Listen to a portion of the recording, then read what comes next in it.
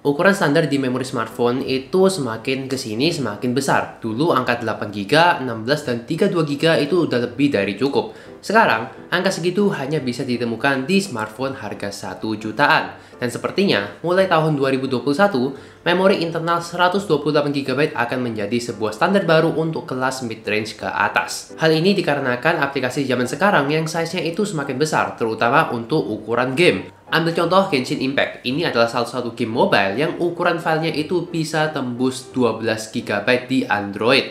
Bayangin aja, kalau misalnya smartphone kalian itu cuma punya internal 32 GB dan kepingin main Genshin Impact tok, maka 12 GB itu akan terambil dan sisa 20 GB.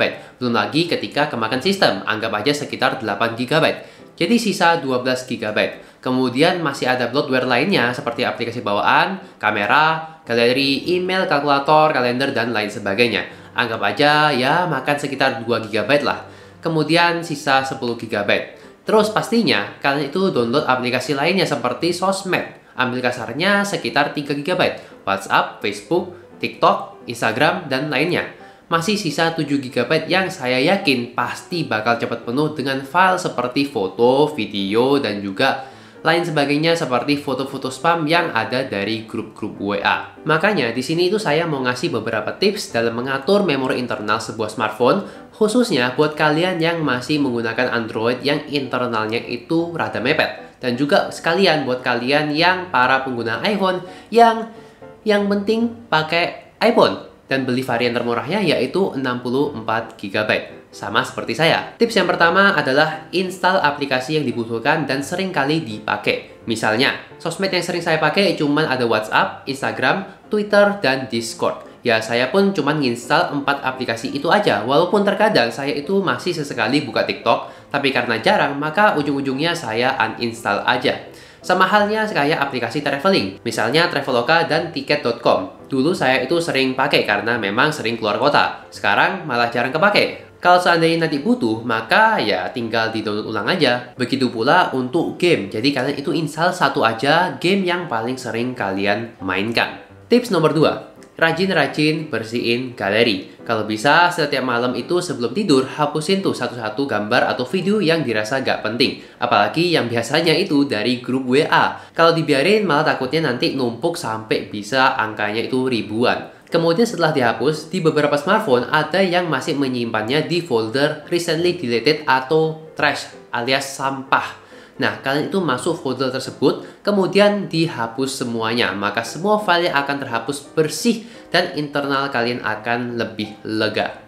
Tips yang ketiga, pindahkan file seperti dokumen, foto, video yang ukurannya itu besar ke PC, laptop, ataupun ke harddisk eksternal atau micro SD kalau memang ada slotnya. Kalau tidak memungkinkan karena nggak punya PC atau HP yang nggak ada slot micro SD, maka kalian bisa coba pakai tips yang keempat, yaitu langganan cloud storage seperti iCloud, Google Drive, dan juga OneDrive. Harganya juga cukup murah sih menurut saya. iCloud itu mulai 15 ribuan per bulan untuk ukuran 50 GB dan Google Drive itu mulai 30 ribuan untuk angka 100 GB. Dan kalian bisa pilih paketnya itu sesuai kebutuhan kalian. Mau yang 2 TB pun ya ada kok pilihannya.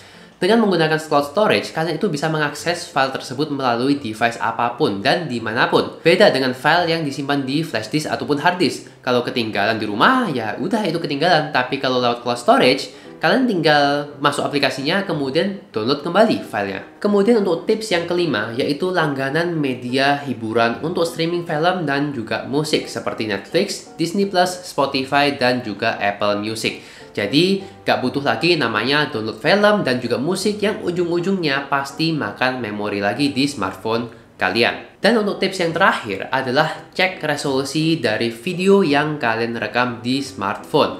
Buat sehari-hari, kalian tidak butuh merekam video dengan resolusi 4K, apalagi 4K 60 fps. 1080p atau Full HD itu udah cukup banget. Kalau misalnya mau lebih smooth, ya tinggal pindahin aja ke 1080p 60 fps. Kalian juga bisa lihat sendiri perbedaan ukuran file antara 1080p dan 4K. Bedanya itu lumayan banget. Dan itulah dia sedikit tips dari saya bagaimana cara bijak dalam mengatur memori pada smartphone kalian. Saya sendiri pun menerapkannya di iPhone XR saya dan Poco X3 saya yang by the way keduanya itu hanya memiliki internal 64 GB.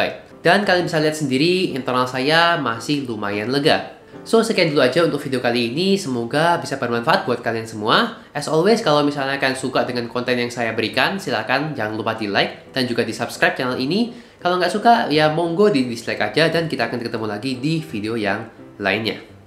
Jangan ya.